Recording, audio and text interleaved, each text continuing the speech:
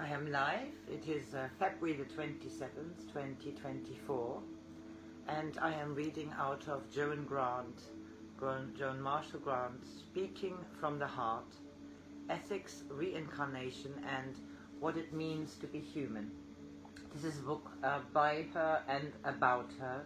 It was edited by Nicola Bennett, Jane Law, and Sophie Rossoff, and it describes her as a woman, fascinating woman, who wrote books about her previous lives.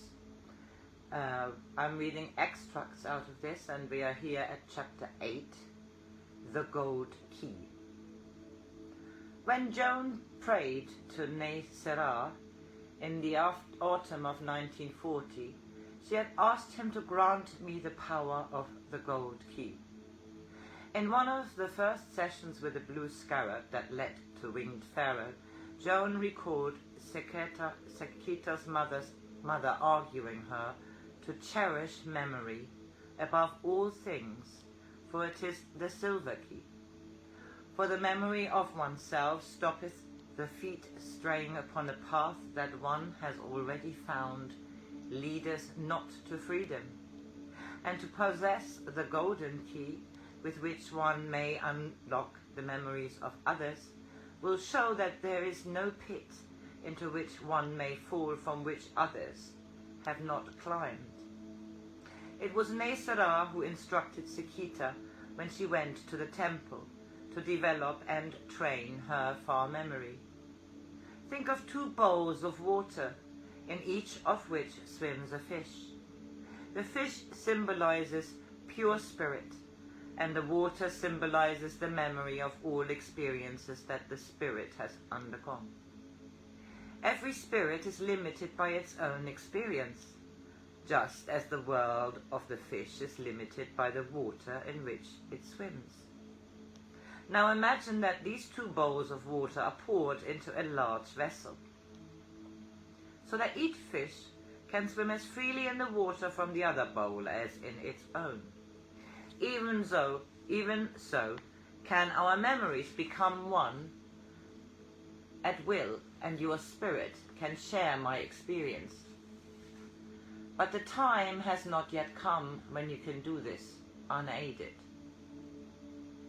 A note written by Charles at the bottom of Joan's prayer to Ne Serra states that on 23rd of February 1943, Joan discovered that she possessed the golden key, although it seems that she had been able to tune in to other people's past lives, including his, before that. Perhaps it was then that it became a faculty that she could access at will. Certainly several files of golden key memories exist from that time. On specially printed sheets, the impression is that they liked to employ the trappings of scientific method. The subject's name is recorded as their present person, then their previous person is given, called for short the prepper, and then the names of others who were there as observers, plus date, time, and location. The next of the golden key recall was typed into the second title, narrative. Charles was always present.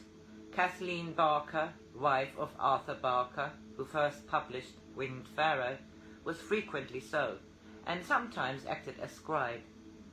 Ronald Fraser and his companion Ninky Mullins visited, and Joan's daughter Gillian and Kathleen's children were sometimes allowed to stay in the room when they were home during the school holidays. Once Joan had shifted level, often with the aid of classical music. Time varied from 8000 BC to the 20th century. Location from rural England to imperial China or ancient Peru to Egypt or 17th century Europe. Some of the sessions were aimed at freeing the present personality from traumas or complication that stemmed from the experiences of past personalities. Some revealed incidents or lifetime relevant or lifetimes relevant to their present problems or patterns of behavior. Sometimes there's evidence that the person was in distress. Others seem to have been motivated simply by curiosity. Quite frequently, Joan recognized the people she saw in other lifetimes as friends in this one. In many lifetimes, written 20 years later, she describes this period of her life. There were seldom less than 10 and sometimes 20 other people sharing our roof. Some of these we had known before they arrived, others became friends after landing unexpectedly at the doorstep. Many of them needed only sleep, food and warmth to renew their energies for another round of the conflict.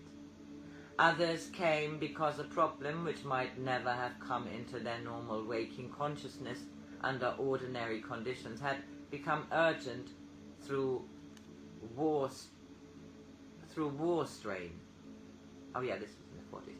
They required high-speed psychotherapy, which often involved tuning in to the source of a specific fear, which, because they had not realized it belonged to their past, they had presumed to be a premonition of their future.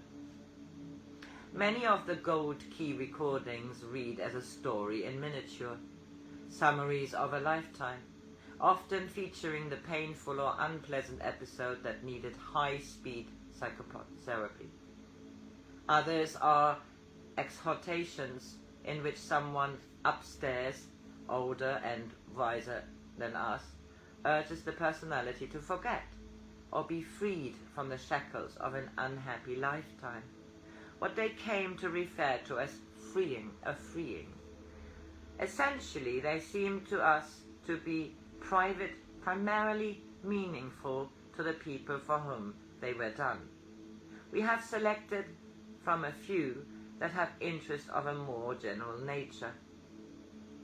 Gold Key on Gillian Leslie Grant to discover the source of her intense gloom of the night of the 14th September. I'm cut off from my link with the grass and the trees. You, Apanya, Lord of 5 provinces, have come home to me. I welcome you as Lord, as son, as sister, as wife, as husband, as tree, as tiger, as elephant, as lotus. And as all these I speak to you in the voice of a brother. And you may call me father, or father's father, and I shall speak to you in the voice of my animals, for you could always hear me in their voice. And I shall speak to you in the voice of my children, and to that voice you have never closed your ears. But now I shall speak to you also in the voice of my trees, and of my plants, and of my moss, and of my roots under the earth and off the earth, and of the rocks under the earth. Yeah, even the sand in the smallest of my streams. For these, for 27 centuries, you have not heard. You were born as the son of the Lord of 5 provinces, the son of the man who was known as the Lord of the Elephants. For 7,000 were at his command, and at your birth the elephants gave homage to you, for on your forehead they saw my sign, and acknowledged you their equal. You did even as I had hoped. The poor you took from their hovels and gave them houses with clean thatch, and the outcasts you took by the hand, saying, we are of one blood, even as the gods and the rocks and everything under the sun is of one blood. And you said to woman, men and women are equals. And you said this in a loud voice, though your counselors and your elders and said that such a declaration would cause you to be deposed as a madman and a fool.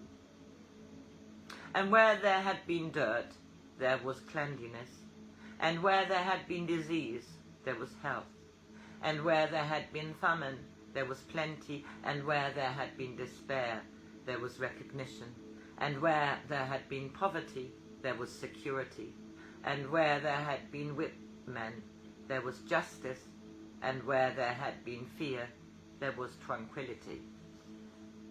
And the Lord Buddha rejoiced in his son.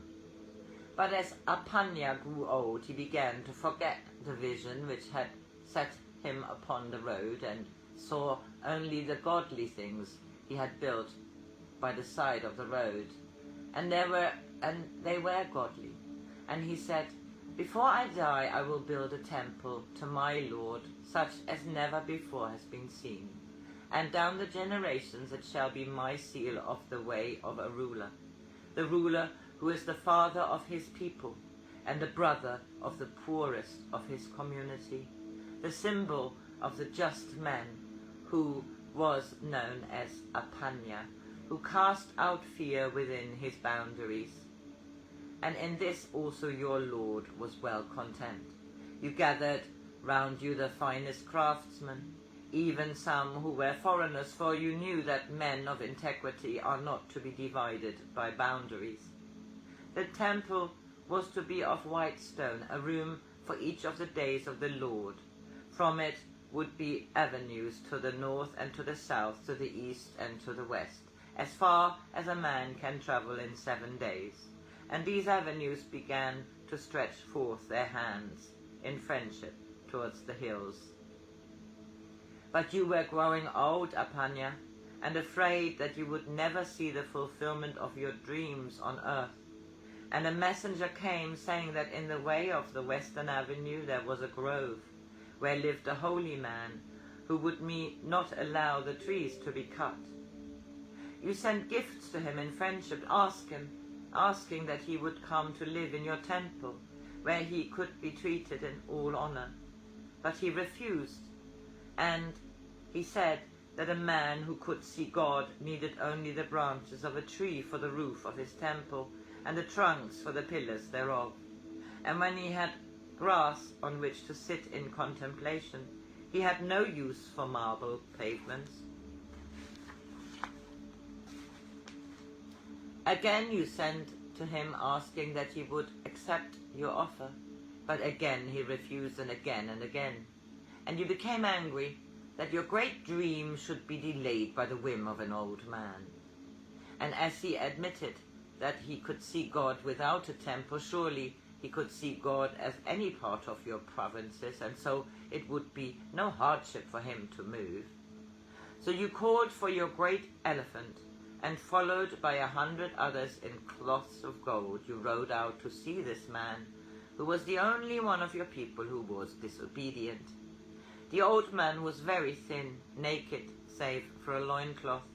You came down from your elephant and gave him the greeting used between equals. He said to you, "I have my little grove of trees, and I am content. If you in your great palace have an equal contentment, it is not necessary for me to add my blessing to those you have already attained." You told him of the dream of your avenue, and he smiled as though you were a child, talking of toys he should have outgrown. Then you ordered your elephants to destroy his grove. He watched the devastation as though you were a child pulling up maize stalks in a field. And the Lord of the provinces hated the old man, for he made you feel humble in your arrogance. And you said that you would decree his banishment from the province. He stood up. His body was very thin and old, and it was difficult for him to stand upright for so long had he sat in the contemplation. He smiled at you pityingly, as you might have pitied a crippled child in one of your villages. And he said, "Yes, I will leave your dominions, and with me I shall take the grass and the small trees that your elephants have destroyed. I will leave you all the rest, but you will never forget me." The garden came to life even as though you had planted them, but there were no lawns, and instead marble pavements, marble yet more marble pavements such as no man had ever seen, for no grass would grow there. and there were balustrades of marble fretted with the delicacy of ice in the hill country. Men marvelled at what you had wrought, and never knew that the balustrades were there because no hedges would grow for you. There were pavilions where you sat with your friends because you could plant no shade trees, and pools of water wherein you could see the sky, and so forget that you had been forbidden the kinship of the grass.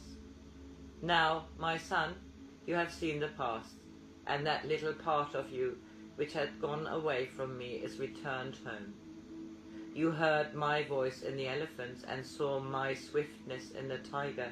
You knew my loyalty in the hunting dogs and my inspiration in the eagle.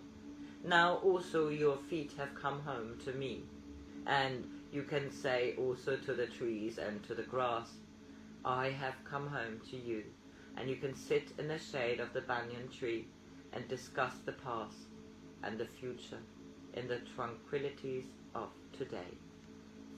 Wow, that was lovely. I'll stop this chapter here and finish it tomorrow.